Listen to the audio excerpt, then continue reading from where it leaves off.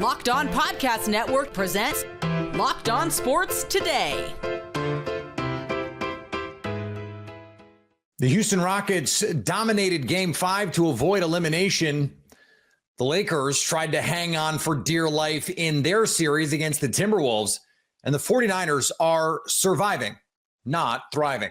Today's episode brought to you by FanDuel. Right now, new FanDuel customers can get $250 in bonus bets if your first $5 bet wins. I'm Peter Bukowski, starting your day with the can't-miss stories and biggest debates in sports. You're Locked On Sports Today. Searching all major sports. Found. Let's start with the biggest story. The Houston Rockets offense exploded in Game 5 to get a 131-116 win behind Amen Thompson's 25-5 steals. Jackson Gatlin from Locked On Rockets on the court after the game joins us now. And Jackson, there's always an urgency difference in these games with the team facing elimination versus the team not. But that doesn't help the offense score 131 points. So what was different in this game?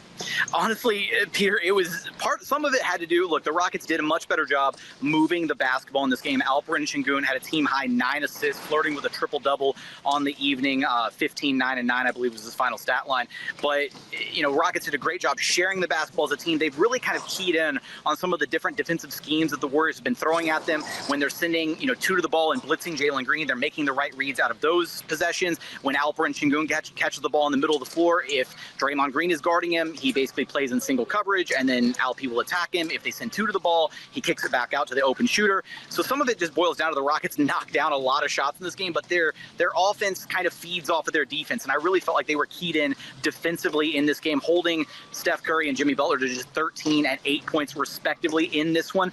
So when you get going like that and you're kind of feeding on both sides of the ball, they just kind of snowballed and then went up by 30 at one point. Yeah, and that's what this Rockets team, we've seen them over the course of the regular season. We've talked about it on this show. You've talked about it on your show. If you're a Warriors fan, you're going, okay, Jimmy Butler and Steph Curry combined to shoot 6 for 22. That's probably not going to happen in Game 6. How much of that is, the Warriors just missed shots, and how much is actually the Rockets really keyed in here and found some answers? Well, I think one thing that's been very apparent this series is the Rockets' youth element has absolutely been at play, right? They looked a little shell-shocked on the road in San Francisco, dealing with the first couple road games. They looked a little shell-shocked in Game 1, their first taste of playoff basketball for many of the guys up and down this roster. And one thing that I said before this series started is that as the series progressed, as we approached Games 5, 6, a possible Game 7, this young roster would start to settle in and really get back to playing their brand of basketball, playing their games, and not being sped up, not being worried about the crowd or the environment or the stakes or any of that. And even, players like Fred VanVleet and Amen Thompson have talked about it after these games, that the team is feeling like they're kind of settling in. They're getting back to playing their brand of basketball. Amen Thompson, main one. He's been the Rockets' primary defender on Steph Curry. It takes all 5 guys on the court to stop Steph Curry or to try and slow him down, because being realistic, you're never really going to stop Steph Curry. But as they've gotten further into the series, they're staying more disciplined. They're recognizing some of the Warriors' actions. Their communication is a lot better defensively. And so I think as we get into Game 6 and a possible Game 7, it just bodes even more well for this Rockets team, because they get to see more of these actions from the Warriors, and they just kind of they're getting accustomed to their opponent here. The one player who you're wondering what you're going to get night in and night out from him, and he's a crucial part of this offense. They didn't need his offense in Game 5, and that's Jalen Green. 38 points in Game 2, but other than that, 8, 9, 7, 11. He's had some games where you're just sort of like, what is happening here? Is there another Jalen Green game coming? Do they need that from him to win this series? I don't think you necessarily need another performance from Jalen Green like Game 2, but you do need him to play better than what he's done in these other games. And I will say the caveat here for Game 5, he started off great. He was setting the tone for the Rockets offensively early. First bucket of the game was a driving and one finish where he changed hands mid-air and absorbed contact and finished at the rim for the first score of the game, got the and one, knocked down the free throw, came back down a few possessions later, knocked down his first three-pointer of the night. Looked like we were maybe headed for another kind of game 2 repeat Jalen Green affair where he was going to go off. Then he bumped knees with Steph Curry, and that sidelined him for a little bit in this one. And, you could tell he wasn't quite playing at 100% when he did check back into the game, but everybody else was rolling offensively, and so they didn't need his contributions in this one as much. And that's kind of just how the Rockets have been this season, right? When other guys are able to step up offensively, other guys can take a little bit more of a backseat, but it does feel like Jalen Green is going to have at least one more good game this series, and hopefully it's game 6 where he's able to force a game 7 and bring him back home. Is this how the Rockets have to win these games? When you look at the 2 games they've won, 131-116, 109-94, the close games have been the Warriors games, and the Rockets are winning in blowouts. That just a young team? A little bit that. I think there have definitely been moments in the close games where they've shot themselves in the foot. The free throw shooting has been a big one throughout this series. Rockets did a much better job knocking down their free throws here in game 5. At one point, they started the game 13 of 13 at the charity stripe before ultimately missing. I think they missed their 14th one, going off memory. But, knocking down your free throws, not getting beat on the, in the rebounding department, that was a staple of their identity all season long. And in games 3 and 4, the Warriors actually had more second chance points than the Rockets did. So there are a handful of kind of these win conditions or certain categories that the Rockets have either been close in or losing in that are very much well within their own control. And it's about controlling the controllables in game 6. Do what you do best. The defense has been legit all series long. And, maybe you don't get another offensive explosion like this game, but if you don't just bottom out completely like you did in game 1, then I like their chances the rest of this series. You can stay up to date all year on the Houston Rockets by subscribing to Locked On Sports Today and Locked On Rockets on YouTube or your favorite podcast app. You're Locked On Sports Today. Coming up, the Lakers look to avoid the gentleman's sweep at the hands of Anthony Edwards, but our exit interview is coming sooner than they hoped. Before we get to that, Dyson Daniels is taking home some hardware. Did you know Fire TV is also an Xbox? Turn any TV into your gaming and entertainment hub with Fire TV Stick 4K devices. No console required. Just grab your paired controller, subscribe, or sign in to Xbox Game Pass Ultimate with EA Play included, and you're ready to play. Dive into hundreds of premium titles from EA Sports College Football 25 to Call of Duty Black Ops 6 and Avowed as easily as you stream your favorite shows. It's gaming made simple, and it's all on your Fire TV. And with 4K streaming, watch more than 1.5 million movies and TV episodes from your favorite subscription services like Netflix, Prime Video, Disney Plus, Max, and more. Head to Amazon.com/Fire TV Locked On to get started. Xbox Game Pass Ultimate subscription and compatible controller required. Available on select devices, including Fire TV Stick 4K 2nd Gen, Fire TV Stick 4K Max 1st and 2nd Gen, and Fire TV Cube 3rd Gen. From trade piece to trophy winner, Dyson Daniels has been named the NBA's most improved player. The 22-year-old Hawks guard led the league in steals with 229, the most in almost 30 years, and earned 44 first-place votes for the award. Nicknamed the Great Barrier Thief, the Aussie didn't just lock people up, he also dropped a career-high 14.1 points per game while boosting his boards, assists, and shooting percentage. Not bad for a guy once considered only a defensive specialist. The Tigers down the Astros and improved to an AL leading 19-12. Well, they say baseball is about luck and it's not necessarily about skill. Well, today, Javi Baez's grand slam was a major difference. I'm H-Town Wheelhouse. You were Locked On Astros. And the Astros fall in their final game 7-4. Now, they did get 9 hits, but they squandered opportunities. Christian Walker, I think, is one of the main storylines with this offense today. 0 for 5, leaving 6 stranded on the base pass today. If he alone converts 2 of those, you have a ball game and you possibly have a game that goes into extra innings.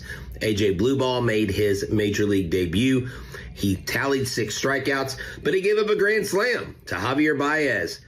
The ball was off the plate, out of the strike zone, and had a 9% hit probability. That's baseball. The Astros still win the series. They go into Chicago, where Lance McCullers Jr. makes his first start on Sunday in his first time in 2 years. Stay tuned in to Locked On Astros. We're your team every day. And in the NHL playoffs, the Capitals eliminated the Canadiens. With the win tonight, the Capitals are on to the next round. Hi, this is Dan Holmey of Locked On Capitals. Well, the Capitals down the Habs by a score of 4-1, and they make it past the first round for the first time since 2018, the Stanley Cup winning season for the Capitals. And who else to get it done but Alex Ovechkin? Getting the Capitals on the board first has put up 4 goals in this series. Still the heartbeat of this team, 20 years in the league, the captain getting it done. When asked Alex Ovechkin the turning point of this series, he said simply the Tom Wilson hit in game number 4. Logan Thompson, a lot of question marks going into this series. Was he going to be in? Was he going to be out? Was a brick wall in net for the Capitals. Ultimately in this series, what you saw was the experience of the Capitals versus the inexperience for the most part of the Habs, and that was what was really drawn into focus. You saw the experience of the Capitals that has been there and done that, and they're on to the next round. The Capitals take on the Canes next. Let's go, Caps. Let's get hyped. They did it. On to the next round. I'll talk to you on the next edition of Locked On Capitals. The Lakers needed to win Game 5 or they'd be spending a lot more time at the beach in Southern California. Locked On Lakers host Andy and Brian Kamenetsky recap LA's stressful Game 5. You know, based on the way the Lakers started this game, down 9 at the end of the first quarter, Luka Doncic clearly hobbled by a back injury going into the half. Honestly, he played better with the back injury than he did in the first half. He did. I don't know if he was fully, feeling something that was then made worse but whatever. He had 13 points in the third quarter. It was his best quarter by far. But you look around it, like there was so much that seemed to be going wrong for the Lakers. And yet, had they been able to score some points in the fourth quarter, there would be a Game 6. But it kind of feels appropriate, Andy, the Lakers score 16 points in the fourth and are going home because the fourth quarter was what cost them throughout the series. The fourth quarter cost them throughout the series, but this almost feels like they went full circle back to Game 1, because Game 1, which we talked about for Wednesday's show, the Lakers were all talking about during Tuesday's practice, treating this Game 5 like a Game 7. And that I said, I wish they had treated Game 1 like Game 7. Game 1, they came out super flat for most of the game and like a jarring lack of urgency and intensity and physicality. They came out in the first half of this game like, to paraphrase a bit of what Ferris Bueller said about Cameron, if you put a diamond or you put a lump of coal in his hind parts, you'd have a diamond. They were just incredibly tight in the first half of this game. They looked highly self-aware of, oh my God, we need to win this game. And because of that heightened self-awareness, it did not seem to lead to a lack of focus and intensity, but just fear is too strong because they were. I think tight is the right word. It was in a lot of ways the mirror opposite. Yeah, it was the mirror opposite of Game 1. Like a horseshoe, it leads to the same place. Exactly. It is a full circle journey backwards to Game 1. I thought, other than Rui Hachimura, who was arguably the best Laker from start to finish in this game, and Jared Vanderbilt, I don't think anybody on the Lakers in the first half looked particularly ready or dialed. Vanderbilt's best minutes of the series, I thought, were in the first half of this game. Yeah, if nothing else, my persistent bitching throughout this series that JJ should play Vando more, he did, and Vando actually at least didn't make me look like a fool in the process. But he played better. He also played better and was more effective than those two, though, and this really mattered. Those two, Rui and Vando, I thought were the only guys in the first half who really looked ready to play. And truth be told, as bad as the Lakers were, they finished down 10 in the first half. It could have been way worse. Oh, yeah. Because Minnesota missed a ton of shots, including second chance, third chance. They even had a fourth chance opportunity in the first quarter that they did not convert. They missed 43s as a team. I don't know how many in the first half, but certainly many. Anthony Edwards played bad throughout the course of this game. Julius Randle, who was very good for the game, but got into foul trouble in the first half. Jaden McDaniels got into foul trouble in the first half. The Lakers did not capitalize on their absences one iota. It was, it's interesting you mentioned like Vanderbilt. I think part of the reason, Rui was playing kind of, for lack of a better term, free. He didn't feel tight. And I think the reason that Vando played so much more effectively in this game compared to the others, especially relative to his teammates, was he was the other guy. Like during the season, Vanderbilt is effective in part because he's playing in a gear that's higher than a lot of like everybody else on the floor because it's the regular season.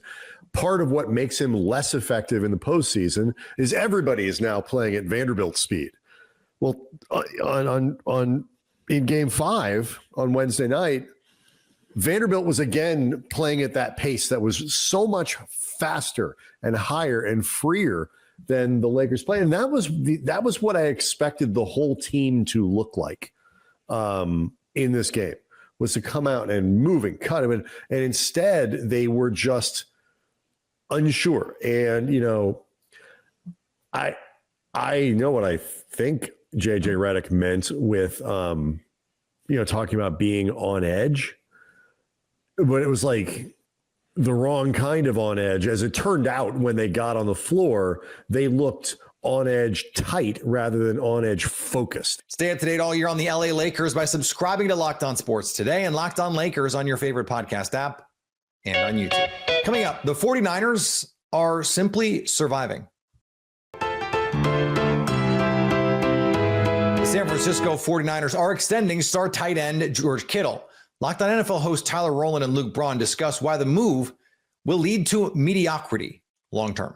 I think that they picked option B here. They're going to pay Brock Purdy $50 million a year, and they give George Kittle a $76 million deal for 4 years, $19 million per season, top of the tight end market. And it's like you simply can't afford to do all of this. Now, if a Brandon Ayuk trade happens or a Christian McCaffrey trade or a Trent Williams trade or something like that pops up here, then I'll feel differently about it. But right now it seems like San Francisco had multiple paths and they're just picking the worst one that leads to mediocrity.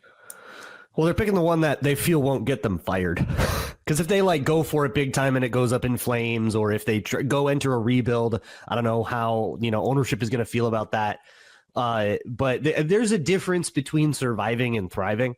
And if you're surviving, you're only going to last so long, but you're at least going to last through now. And maybe they feel they can weather a storm, get a healthy year or something, and try to maybe rebuild on the fly like some teams like to do. But I don't know if they're surviving either. I mean, the exodus of this season, we talked about it a ton, but just listen to the names that they have lost. They traded away Deebo Samuel and Jordan Mason. They cut, just to save money, Javon Hargrave, Malik Collins, Leonard Floyd, not to mention Talanoa Hufanga, Charvarius Ward, a bunch of cornerbacks, guys like Aaron Banks, Elijah Mitchell, all leaving in free agency just naturally. And the free agents that they've gotten to replace those guys have been like DeMarcus Robinson, that doesn't replace Debo. Jason Pinnock, there's Luke Farrell, who on the 49ers has been added this year that I'm super excited about that they didn't just get this weekend. It wasn't that long ago we were talking about this 49ers team as the most loaded group in the NFL, much the way we are currently talking about the Philadelphia Eagles. And it's a good reminder for Eagles fans as well. These things last but a brief time. Jimmy Garoppolo moves on. They have Brock Purdy. They're riding high. They've hit on a quarterback who can take them to the Super Bowl with the star players on this roster. Well, Trent Williams, he's almost 40. Deebo Samuel is in Washington now.